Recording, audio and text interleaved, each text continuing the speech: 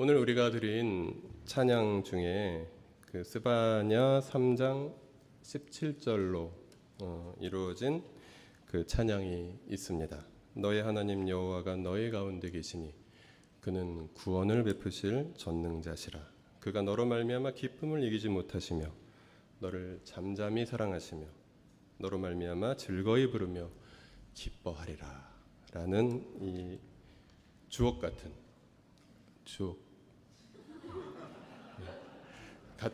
그런 찬양인데요. 아마 구약 성경에서는 가장 아름다운 시가 아닐까 생각합니다. 네. 혹시 다른 조금 더 아름다운 시를 보신 적이 있으신가요? 성경 전체에서도 아마 가장 아름다운 시가 아닐까 생각을 합니다. 그런데 여러분, 이 찬양이 잘못 부르면 굉장히 하나님 마음에 안 들 수 있는 찬양이라는 거 알고 계시나요? 그럴 리는 없겠지만 심하게 말하면 이 찬양 부르면서 지옥에 갈 수도 있습니다. 우리가 이 찬양의 뜻을 제대로 알고 찬양을 하는 것이 굉장히 중요하고요. 이 성경에서 가장 아름다운 노래에 어울리는 그리스도인, 이 아름다운 노래에 어울리는 교회가 되기 위해서 우리는 어떤 하나님의 말씀에 또 귀를 기울이고 무엇을 알아야 하고 어떻게 순종해야 하는가, 그것이 오늘 함께 나눌 스바냐서의 질문이고 주제입니다.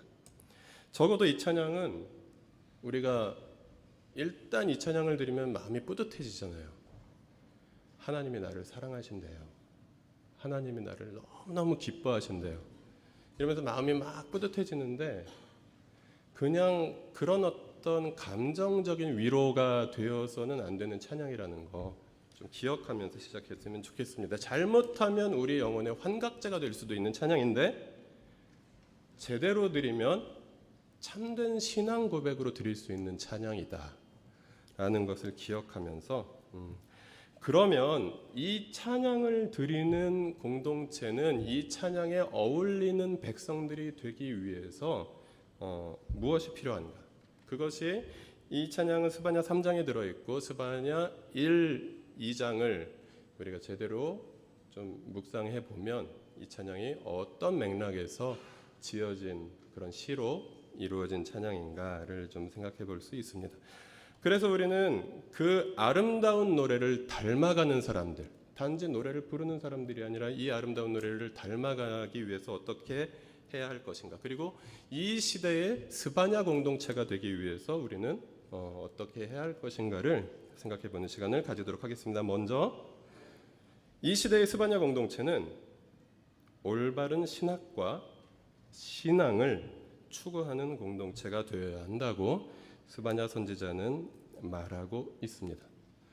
오늘날 많은 교회들이 신학을 포기하고 신앙만 가지고 있는 교회들이 있습니다. 그래서 하나님이 어떤 분이신가에 대한 깊은 고민 없이 그냥 열심히 믿으면 되고 정성껏 많이 오래 열정적으로 기도하면 되는 것이냐, 그래서 많은 사람들이 몰려오고 그래서 교회가 커지면 올바른 교회고 하나님이 함께 계시는 증거다 라고 말하는 그런 결과론적인, 그리고 굉장히 실용주의적인 그런 교회관을 가진 그런 잘못된 경향들이 많이 나타나고 있습니다.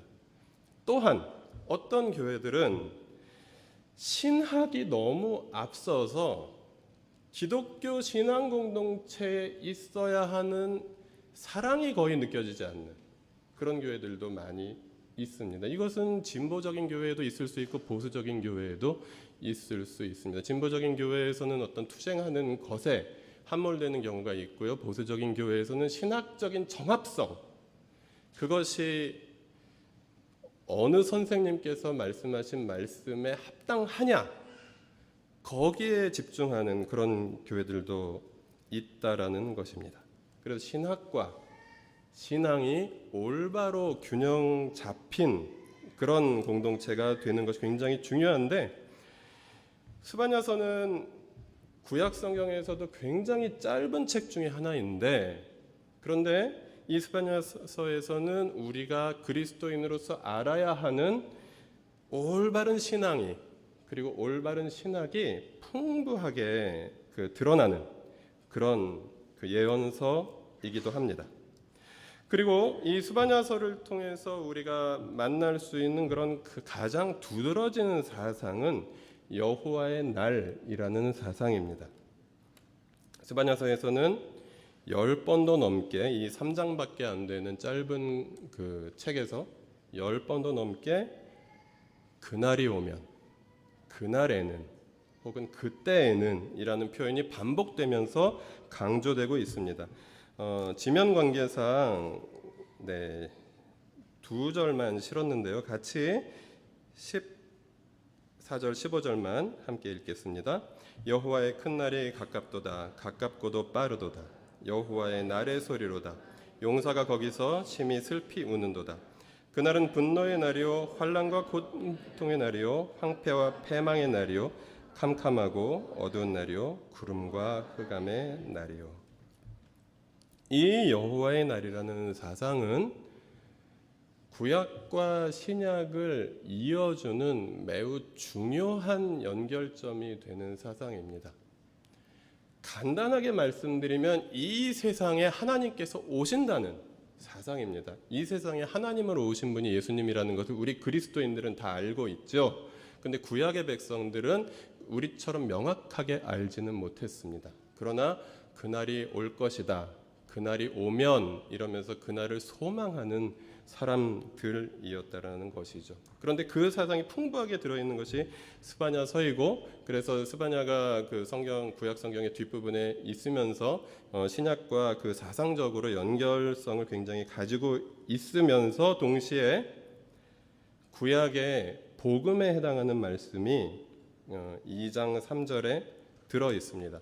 이 세상, 죄악으로 가득한 세상에, 죄인들로 가득한 세상에 하나님이 오시면 무슨 일이 일어나겠습니까? 정의로우신 하나님, 거룩하신 하나님께서 이 고통 가득하고 죄악 가득한 세상에 오시면 하나님 앞에서 아마 살아남을 사람이 한 명도 없을 것입니다. 여호와의 날은, 스바냐 선지자가 예언한 여호와의 날은 그런 날입니다. 심판의 날. 그날은 안일하게 살아가던 우리 모두에게 고통의 날이 될 것이다 라고 스바냐 선지자는 예언하고 있습니다. 그런데 구약의 복음과 같은 말씀이 2장 3절 스바냐 전체의 요절에 해당하는 말씀인데요. 같이 읽어보실까요? 주님의 명령을 따르면서 살아가는 이 땅의 모든 겸손한 사람들아, 너희는 주님을 찾아라. 올바로 살도록 힘쓰고 겸손하게 살도록 애써라.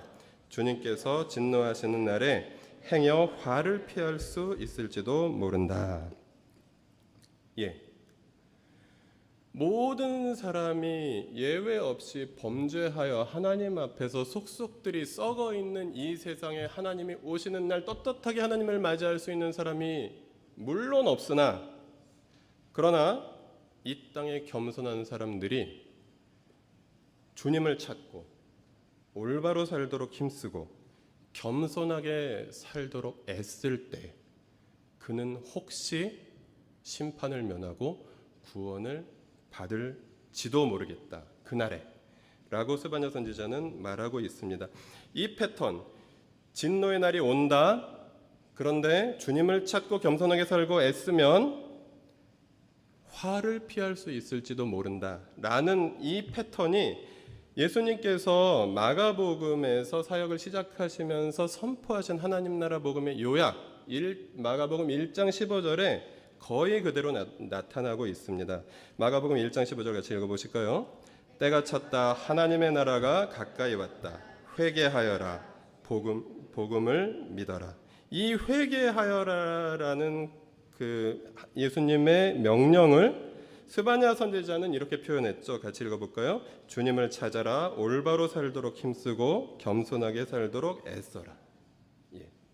회개라는 것은 우리가 김근주 교수님 오셨을 때 배운 것처럼 그냥 저 또 죄 지었어요. 하나님 죄송해요. 다음 날로 또 죄 지었어요. 하나님 죄송해요. 라고 반복해서 이야기하는 어떤 그런 우리가 밥을 먹고 양치질을 하듯이, 아니면 손에 더러운 것이 묻었을 때 손을 씻듯이 그냥 이렇게 무의미하게 반복하고 또 계속해서 반복하는 것이 아니라 주님을 찾는 것이고 올바로 살도록 힘쓰는 것이고 겸손하게 살도록 애쓰는 것이라고 스바냐 선지자는 이것을 풀어서 설명하고 있는 것이죠. 그래서 구약의 여호와의 날 사상은 신약에서 완성된 하나님 나라 복음과 사상적으로 연결되어 있다라는 사실. 그래서 구약의 여호와의 날 사상은 바로 구약의 하나님 나라 복음이라는 사실. 그래서 이 스바냐라는 짧은 구절은 구약 성경에서 하나님 나라 복음을 명확하게 보여주고 있는 그런 굉장히 귀한 책이라는 사실을 오늘 우리는 볼 수 있습니다. 그리고 스바냐 선지자는 그 심판이 단지 이스라엘이라는 그 중동의 어느 그 협소한 지역에만 일어나는 것이 아니라 온 세상에, 온 우주에 일어나는 심판이다라는 것을 명확하게 표현하고 있습니다. 스바냐 2장 2페이지에 있는 말씀 같이 제가 추려가지고 좀 발췌했는데요. 같이 읽어보겠습니다. 가사는 버림을 당하며 아스글론은 폐허가 되며 아스도는 대낮에 쫓겨나며 에그로는 뽑히리라. 내가 모압의 비방과 암몬 자손이 조롱하는 말을 들었나니 그들이 내 백성을 비방하고 자기들의 경계에 대하여 교만하였느니라. 구스 사람들아 너희도 내 칼에 죽임을 당하리라. 여호와가 북쪽을 향하여 손을 펴서 아수르를 멸하며 니느웨를 황폐하게 하며 사막같이 메마르게 하리니 각종 짐승이 그 가운데에 때로 누울 것이며 당어와 고슴도치와 그 기둥 꼭대기에 깃들이고 그것들이 창에서 울 것이며 문턱이 적막하리니 백향목으로 지은 것이 벗겨졌음이라. 어떤 분들은 한글 개역 성경에서 여호와라고 표현되는 주님이, 그 하나님이 사막의 부족신이다라고 폄훼하는 분들이 있습니다. 그러나 구약 성경이 이야기하는 하나님 역시 그냥 어떤 특정 부족의 신이 아니라 온 세상의 주인이시라는 사실을 명확하게 밝혀주고 있습니다. 가사, 아스글론, 아스돗, 에그론, 이 도시들은 여러분 잘 아시다시피 블레셋의 도시국가들이었습니다. 이스라엘의 서쪽에 있었습니다. 그리고 모압과 암몬은 동쪽 방향에 있는 그런 이웃 나라들이었습니다. 구스는 에티오피아라고도 번역할 수 있는데요. 이 구스는 이스라엘보다 남쪽에 있는 북아프리카를 지배하던 나라였습니다. 그리고 아수르와 니느웨. 이 아수르는 이스라엘의 북쪽을 지배하던, 그리고 조금 있으면 이스라엘을 멸망시킬 그런 나라였습니다. 동서남북. 그래서 이스라엘을 중심으로 그 근처에 있는 중동 지역이나 북부 아프리카 나라들만 하나님께서 심판하시는 것이 아니라 이 동서남북의 모든 나라들의 하나님께서 주인이시며 하나님께서 오시는 날, 여호와의 날에 온 세상이 그 심판을 면하지 못할 것이다. 왜냐하면 하나님께서는 온 세상의 주인이시고 우주의 주인이시기 때문이다 라고 스바냐 선지자는 예언하고 있습니다. 그렇다면 그 하나님의 심판의 기준은 무엇입니까? 심판의 기준은 무엇이죠? 일반적으로 어떤 심판은 얼마나 올바로 살았느냐에 있습니다. 의로움 혹은 완전함, 그것이 심판의 기준입니다. 그래서 우리가 시험을 봐도 논술형으로 문제를 쓰면 얼마나 감점 요인이 많이 있느냐, 이제 그것으로 점수가 결정됩니다. 그런데 완전하신 분인, 거룩하신 분인, 영화로우신 분인, 의로우신 분인 하나님께서 그 의로움과 완전함으로 심판을 하신다면 이 세상에 그 누구도 그 심판을 피할 자가 없을 것입니다. 그런데 스바냐가 복음인 것은 그 심판의 기준이 교만과 겸손에 있다고 이야기하고 있습니다. 스바냐 2장부터 3장 11절까지 찾은 말씀에는 심판을 받는 자들이 심판을 받는 이유, 그리고 심판을 면하는 자들이 심판을 면하는 이유가 그렇게 기록되어 있습니다. 제가 굵은 글씨로 표시해 놓은 것 조금 염두에 두시면서 같이 읽어보시겠습니다. 여호와의 규례를 지키는 세상의 모든 겸손한 자들아, 너희는 여호와를 찾으며 공의와 겸손을 구하라. 너희가 혹시 여호와의 분노의 날에 숨김을 얻으리라. 내가 모압의 비방과 암몬 자손이 조롱하는 말을 들었나니 그들이 내 백성을 비방하고 자기들의 경계에 대하여 교만하였느니라. 그들이 이런 일을 당한 것은 그들이 만군의 여호와의 백성을 회방하고 교만하여졌음이라. 주님께서 땅의 모든 신을 파멸하실 때에 사람들은 주님이 무서운 분이심을 알게 될 것이다. 이방의 모든 섬 사람이 저마다 제 고장에서 주님을 섬길 것이다. 본래는 한껏 으스대던 성, 안전하게 살 수 있다던 성, 세상에는 나밖에 없다 하면서 속으로 뽐내던 성이다. 그러나 어찌하여 이처럼 황폐하게 되었느냐? 들짐승이나 깃드는 곳이 되었느냐? 지나가는 사람마다 비웃으며 손가락질을 할 것이다. 그날에 내가 내게 범죄한 모든 행위로 말미암아 수치를 당하지 아니할 것은 그때 내가 내 가운데서 교만하며 자랑하는 자들을 제거하여 내가 나의 성산에서 다시는 교만하지 않게 할 것입니다. 네, 스바냐가 말하는 하나님의 심판의 기준, 그것은 그가 교만한가 아니면 그가 겸손한 자인가에 있다라는 사실을 명확히 본문은 말해주고 있습니다. 겸손한 사람은 누구입니까? 자신의 약함과 불완전함을 인정하고 회개하는 자입니다. 회개가 뭐라고 말씀드렸죠? 스바냐의 표현에 의하면 주를 찾고 올바로 살려고 노력하고, 또 하나가 뭐였죠? 겸손을 추구하는 사람이다 라는 것이었습니다. 진심으로 회개하는 자들에게 그가 불완전할지라도, 그에게 때가 있다고 할지라도 진심으로 겸손히 자신의 약함을 인정하고 자신의 악함을 인정하고 나에겐 하나님이 필요합니다라고 그 하나님께 무릎 꿇고 회개하는 자들에게 하나님께서는 심판을 면할 길을 허락하신다라고 스바냐는 오늘 우리에게 복음을 선포하고 있는 것입니다. 적어도 우리가 드린 이 스바냐 3장 17절의 찬양을 부르며 그 찬양에 어울리는 삶을 살아가는, 그 찬양을 닮아가는 백성들이 되기 위해서는 우리가 스바냐 선지자가 말해준 대로 올바른 하나님 나라 복음의 사상, 그리고 하나님께서 온 우주의 주인이시며 온 세상을 심판하신다라는 그런 올바른 건강한 종말론, 그리고 그 심판의 기준은 바로 그가 자신의 부족함을 인정하는 자인가, 겸손히 주님께 무릎 꿇는 자인가 라는 사실을 기억하는 공동체, 그것이 머리로만 이해하는 것이 아니라 우리의 삶 속에서 드러나는 공동체가 되어야 한다고 주님께서는 말씀하십니다.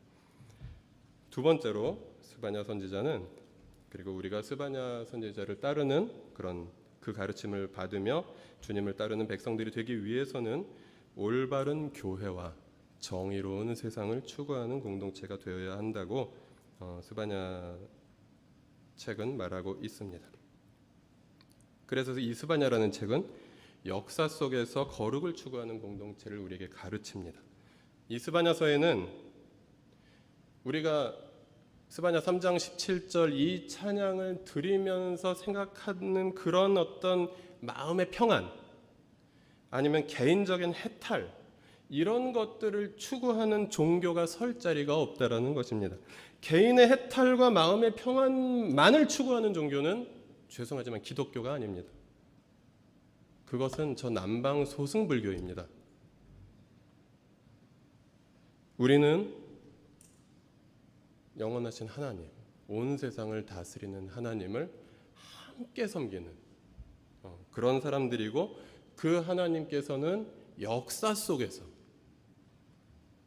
세상을 다스리고 계시고 하나님의 백성들에게 역사 속에서 그 하나님의 다스림에 동참하라고 초청하시는 분이시기 때문입니다. 그래서 스바냐서의 1장 1절은 이렇게 시작합니다. 아몬의 아들 유다 왕 요시야의 시대. 그냥 이때가 언제였다라는 것을 단순히 가르쳐주는 정보가 아니라는 것입니다. 이 요시야의 시대는 이 유다 왕국의 후기에 종교개혁이 심각하게 일어났던 시대였습니다. 이 당시에 스바냐라는 선지자가 있었다라는 그런 1장 1절의 표현은 우리에게 많은 것을 생각하게 됩니다. 요시야의 종교개혁은 어떤 것이었냐면 성전에서 발견된 오경, 모세 오경의 책을 다시 읽으며 오경으로 돌아가기를 추구하는, 그래서 회복을 말하는 올바른 신학과 신앙의 회복을 말하는 그런 종교개혁이었습니다. 이것이 요약되어 있는 열왕기하 23장을 같이 좀 읽어보시면서 굵은 글씨를 또 염두에 두면서 읽어보시면 감사하겠습니다. 이에 왕이 여호와의 성전에 올라가매 유다 모든 사람과 예루살렘 주민과 제사장들과 선지자들과 모든 백성의 노소를 막론하고 다 왕과 함께 앉으라.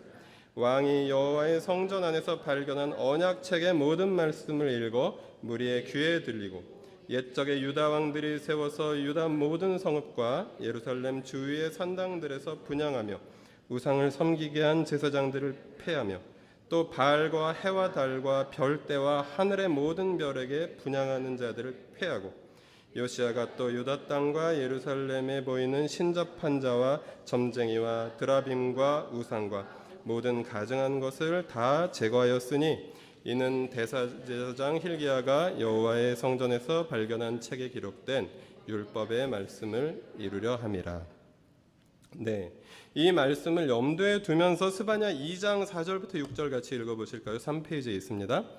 내가 유다와 예루살렘의 모든 주민들 위에 손을 펴서 바알을 그곳에서 멸절하여 그마림이란 이름과 및 그 제사장들을 아울러 멸절하며 또 지붕에서 하늘의 뭇별에게 경배하는 자들과 경배하며 여호와께 맹세하면서 말감을 가리켜 맹세하는 자들과 여호와를 배반하고 따르지 아니한 자들과 여호와를 찾지도 아니하며 구하지도 아니한 자들을 멸절하리라. 여러분, 스바냐의 메시지와 그리고 요시야의 종교개혁의 기사 사이에 우리가 비교해서 읽었는데 매우 유사한 점들이 발견되고 있지요. 이것은 스바냐 선지자의 예언이 요시야의 종교개혁에 매우 밀접한 영향을 끼쳤다는 증거가 됩니다. 스바냐 예언은 요시야의 종교개혁에 영향을 미쳤고, 그리고 스바냐의 선포는 바로 회개를 선포한 것이었습니다. 회개하라. 주님의 날이 가까웠다. 주님의 날이 가까웠으니 회개하기 위해서 실천적으로 어떻게 해야 하겠습니까? 오경으로 돌아가는 삶을 살아야 하는 것이죠. 모세의 율법에 기록된 삶을 그 삶으로 돌아가서 이스라엘 종교를 회복하는 삶을 살아야 한다라는 것이 스바냐의 회개 선포에 대한 요시야 종교개혁의 결론이었던 것입니다. 그래서 이 스바냐 선지자의 예언에 기록된 사상과 요시야 종교개혁에 기록된 사상은 맥을 같이 하면서 밀접한 영향을 가지고 있습니다. 그런데 스바냐 선지자가 비판했던 그런 이스라엘 종교의 타락은 정치 권력의 타락과 함께 있었다라는 것을 우리는 오늘 말씀을 통해서 또 발견할 수 있습니다. 스바냐 3장 3절부터 5절 같이 읽어보실까요? 그 가운데 방백들은 부르짖는 사자요, 그의 재판장들은 이튿날까지 남겨두는 것이 없는 저녁일이요, 그의 선지자들은 경솔하고 간사한 사람들이요, 그의 제사장들은 성소를 더럽히고 율법을 범하였도다. 그 가운데 계시는 여호와의 의로사 불의를 행하지 아니하시고 아침마다 빠짐없이 자기의 공의를 비추시거늘 불의한 자는 수치를 알지 못하는도다. 네. 지명 관계상 기록해드리지 못한 아모스 2장 6절부터 8절에 아모스 선지자가 비판한 내용도 그와 같습니다. 왕들의 비판, 왕들의 죄악에 대한 비판, 귀족들의 죄악에 대한 비판, 그리고 기득권층의 죄악에 대한 비판이 나오고, 그리고 이어서 종교 지도자들의 죄악에 대한 비판이 나오고 있다라는 점에서 스바냐와 아모스의 사상은 일치합니다. 정치 권력과 종교 권력의 부패는 늘 같이 옵니다. 그리고 종교 지도자들이 올바로 깨어 있고 올바른 정의와 평화의 복음을 계속해서 선포하는 곳에는 정치적인 타락이 있지 않거나 덜 오게 된다는 것입니다. 왜냐하면 올바른 종교가 정치를 올바로 이끌어줄 수 있기 때문이라는 것이죠.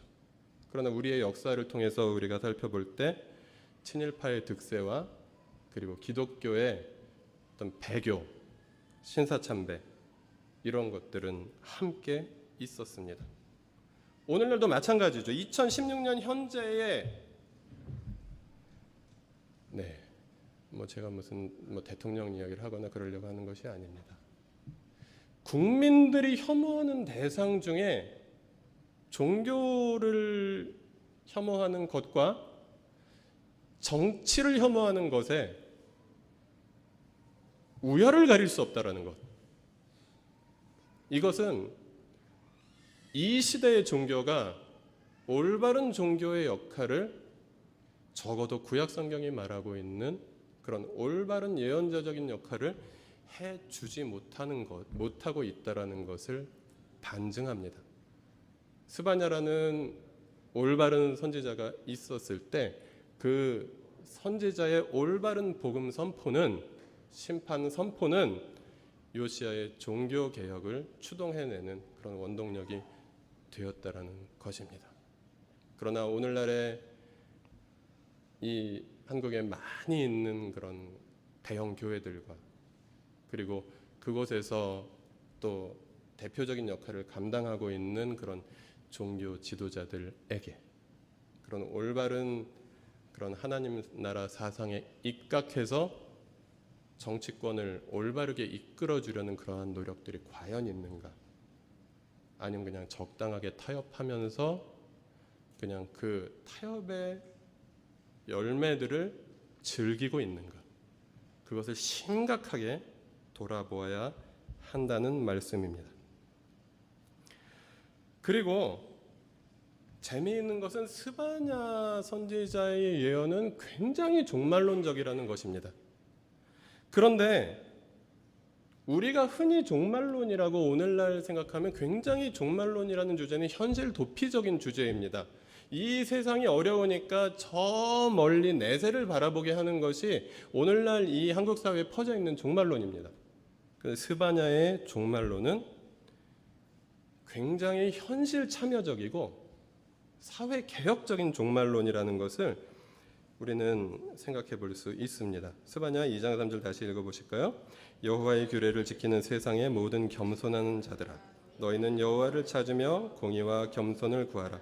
너희가 혹시 여호와의 분노의 날에 숨김을 얻으리라. 스바냐 선지자가 종말을 정말 이야기하고 싶었다면 이 썩어빠진 세상 속에서 이 세상을 포기하고 다시 오실 여호와의 날에 합당하도록 열심히 기도하면서 살아라 라고 말한 것이 아니라 하나님을 찾아라, 정의를 행해라, 그리고 겸손하게 살아라 라고 이야기하고 있다라는 점에서 우리가 지금까지 접해왔던 이상한 종말론들과 굉장히 다른 결을 발견할 수 있다라는 것이죠. 우리가 과거에 경험했던 이 땅에 명멸했던 종말론들은 어땠습니까? 이 세상은 썩었다. 그리고 주님이 언제 오신다. 그런데 우리 교회 나오면 구원받는다. 그리고 거액의 헌금을 거기에 속은 분들이 갖다 바치고 그날을 기다리면서 흰 옷 입고 박수치고 열광적인 그런 기도와 찬송을 하면서 주님을 기다렸는데 약속된 날에 주님은 오시지 않고, 그리고 교주는 부자가 되는, 그리고 종말론에 빠진 분들은 망해버리는 그런 잘못된 현실 도피적인 종말론. 뭐 작년인가 재작년인가에는 뭐 전쟁이 날 테니까 이민을 가라, 뭐 이런 어떤 유사 종말론도 활개치는 뭐 그런 모습들이 정말 사이비 그리고 이단들의 특징이라는 것입니다. 근데 성경은 분명히 종말론적입니다. 근데 성경이 말하는 종말론은 이 세상에 심판이 올 텐데 그렇게 살면 망한다, 그러니까 올바로 살자, 이렇게 말하고 있다라는 것이죠. 그래서 우리가 종말론자들 중에 이단이 많다고 해서 종말론을 포기하면 올바른 기독교 사상을 가질 수가 없습니다. 그래서 올바른 성경적인 종말론을 가지는 것이 중요하고, 성경적인 종말론은 현실 참여적일 수밖에 없다라는 것을 스바냐 선지자나 이 구약 성경의 소예언서, 소선지서들에 계속해서 보여주고 있는 특징입니다. 그래서 아모스서 같은 경우가 구약 성경에서, 아니 성경 전체에서 가장 현실 참여적인 성경이 아모스서일 것입니다. 근데 1장부터 5장까지는 계속해서 사회 비판을 얘기한 다음에 6장부터 9장까지에는 잘 알아들을 수 없는 종말론적인 그런 판타지들을 계속해서 보여주고 있거든요. 이것도 역시 아모스 선지자는 굉장한 그 종말론을 펼치면서 사회개혁적 메시지를 말하고 있다라는 것을 우리가 명확하게 볼 수 있는 것입니다. 네. 그래서 올바른 교회와 정의로운 세상을 추구하는 공동체가 이 스바냐 3장 17절의 찬양을 드리는 것을 하나님께서 기뻐하십니다. 그러면 조금 더 나아가서 이제 우리는 어떻게 스바냐 공동체가 이 땅에서 스바냐 공동체를 이렇게 닮아가며 또 꿈꾸며 살아갈 것인가? 세 번째로 올바른 하나님과의 관계를 추구하는 공동체입니다. 계속해서 말씀드렸지만 인간의 의로움이나 완전함으로 하나님을 만날 수 없습니다. 하나님께 나아갈 수 없습니다. 그런데 스바냐가 복음인 것은 하나님께서 우리 같은 죄인들을 예배로 부르셨다라는 사실입니다. 자격 없는 자들에게 예배자의 사명과 예배자의 직분을 맡겨주셨다라는 것입니다. 스바냐 3장 9절 말씀 같이 읽어보실까요?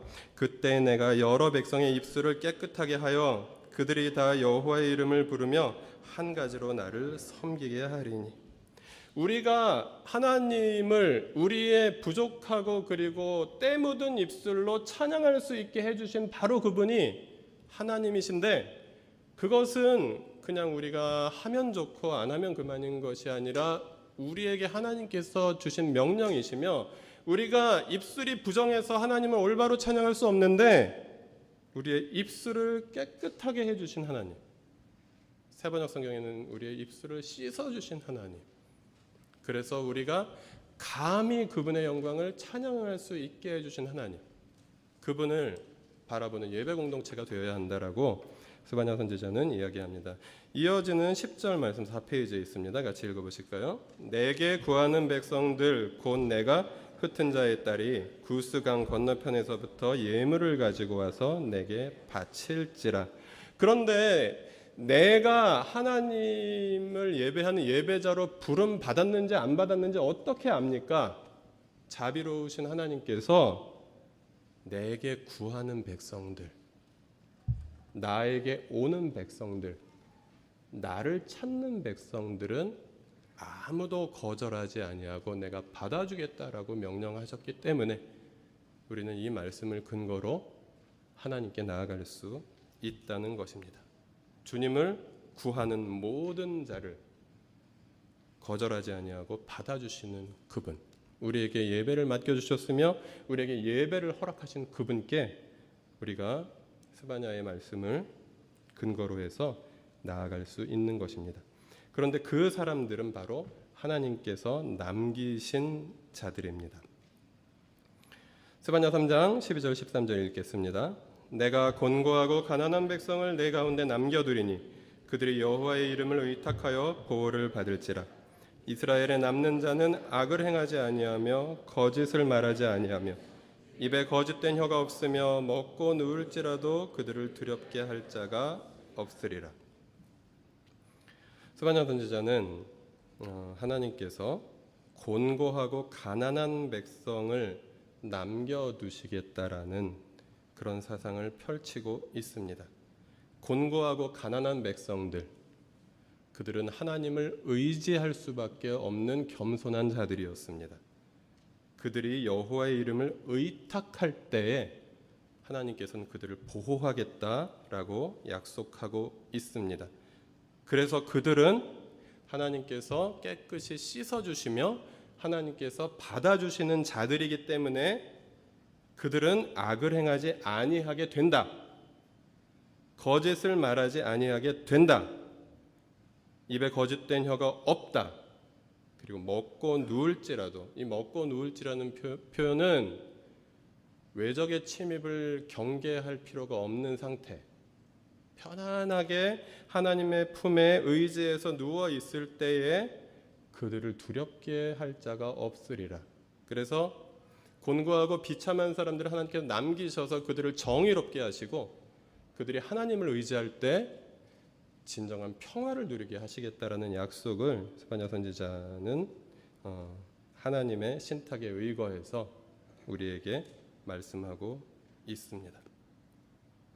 믿음의 고통을 당하고 있는 자들에게, 그리고 현실적 어려움 속에서 눈물 지으며 그러나 믿음을 지키며 살기 위해서 애쓰는 자들에게, 하나님을 찾고 정의를 위해 일하고 그리고 겸손하게 살고자 노력하는 자들에게 주님께서는 여호와의 날에 위로를 주시고 회복을 주시고 최종적인 구원을 약속하시겠다라고 말씀하고 있는 것입니다.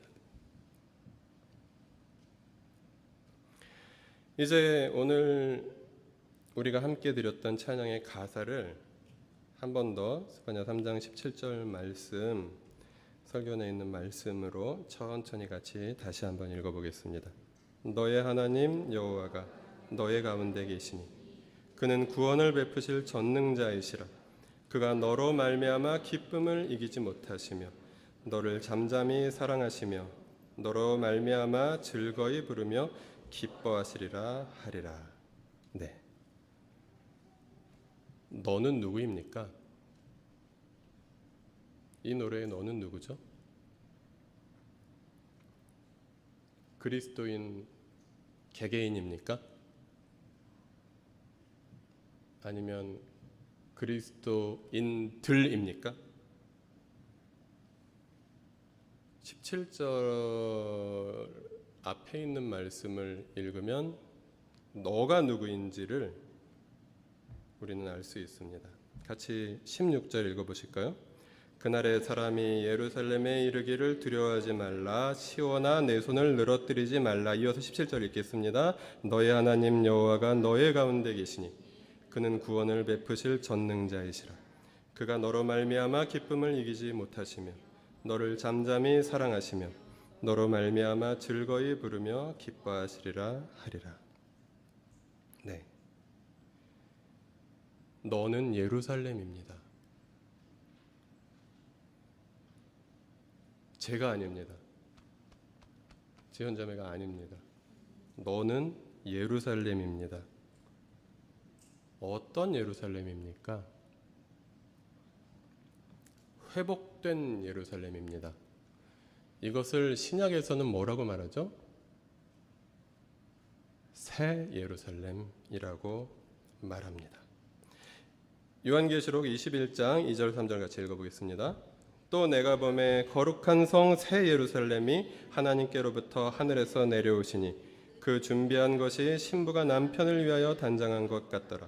내가 들으니 보좌에서 큰 음성이 나서 이르되 보라, 하나님의 장막이 사람들과 함께 있음에 하나님이 그들과 함께 계시리니 그들은 하나님의 백성이 되고 하나님은 친히 그들과 함께 계셔서 모든 눈물을 그 눈에서 닦아주시니 다시는 사망이 없고 애통하는 것이나 곡하는 것이나 아픈 것이 다시 있지 아니하리니 처음 것들이 다 지나갔음이러라.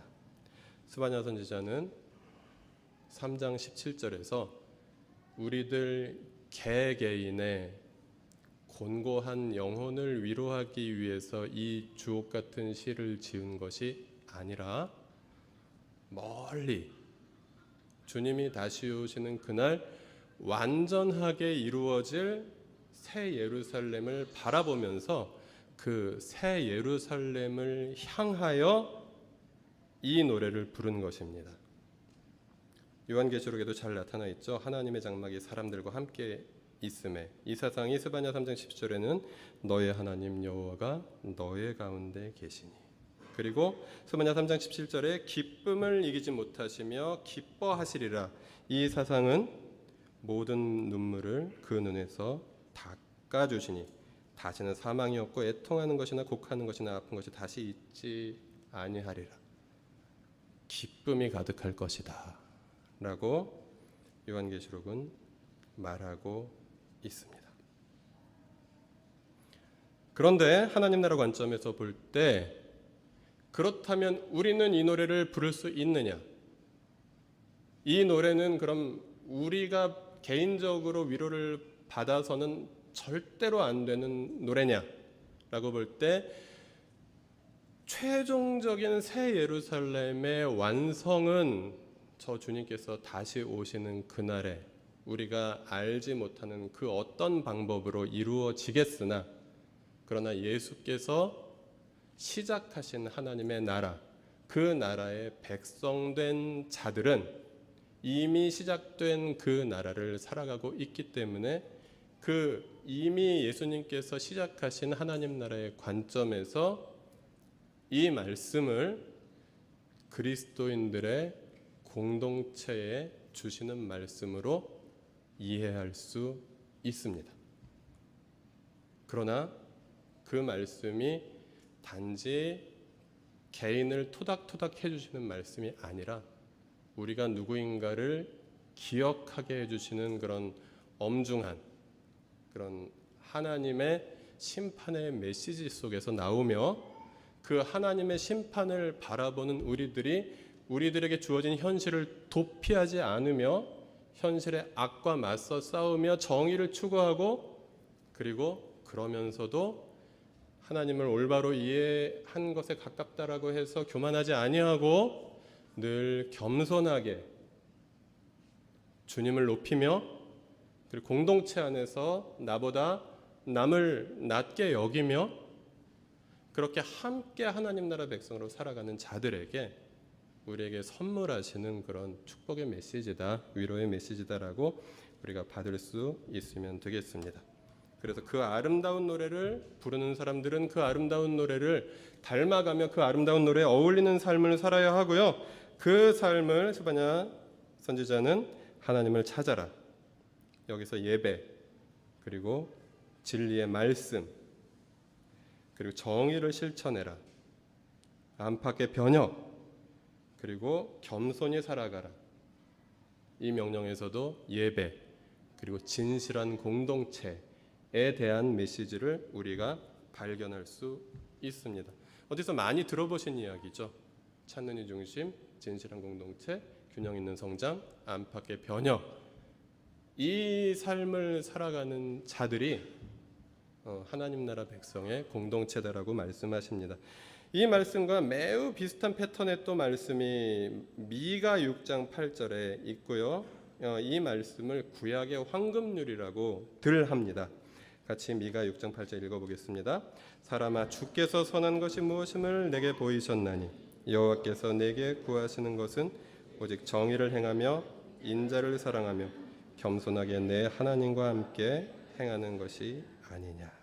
네, 이 말씀에도 똑같이 정의를 행하는 것, 그리고 겸손하게 하나님과 함께 행하는데 인자를 사랑하는 것, 하나님의 사랑 안에 머물러 있고 그 사랑을 실천하는 것에 대해서 한 번 더 이렇게 말씀하고 있는 것입니다. 여러분 어떻습니까? 우리가 살아가고 있는 우리에게 하나님께서 주신 우리들 개개인의 인생, 물론 우리가 한 사람의 그리스도인으로 거룩하게 사는 것은 중요합니다. 그냥 세상에 한눈 팔지 아니하고 깨끗하게 사는 것, 기도 열심히 하고 말씀 열심히 보는 것, 이것은 중요합니다. 그래 하셔야 됩니다. 안 하는 게 문제지 해야 합니다. 그러나 스바냐 선지자는 우리들에게 참된 스바냐 공동체는, 참된 하나님 나라 공동체는 거기서 좀 더 나아가라 라고 말씀하십니다. 건강한 공동체에 속해서 겸손하게 함께 예배하는 사람들, 그리고 사회가 썩었다고 해서 사회로부터 도피하지 아니하고 세상에 맞서 싸우며 정의를 추구하는 사람들, 그리고 그 현실에 깊이 뿌리 내리면서 그 현실 속에서 그 현실을 가슴으로 안아주고 계신 하나님께 예배하는 공동체가 되어라 라고 말씀하십니다.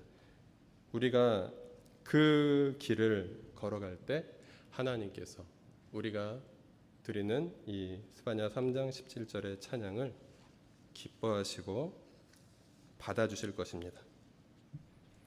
우리 교회가 이 길을 제대로 가고 있다고 저는 결코 말씀드릴 수 없습니다. 그러나 우리가 올바른 길을 찾았다고는 조심스럽게 말할 수 있을 것 같습니다. 올바른 길을 찾았다면 이제 우리는 말씀을 듣기만 하지 아니하고 말씀을 행하는 자들이 되어야 하겠습니다. 하나님을 찾읍시다. 정의를 실천합시다. 그리고 겸손을 추구하며 주님과 동행합시다. 그때 하나님께서 우리에게 새 예루살렘에게 선물하시는 이 아름다운 노래를 우리에게 불러 주실 것입니다. 기도하시겠습니다.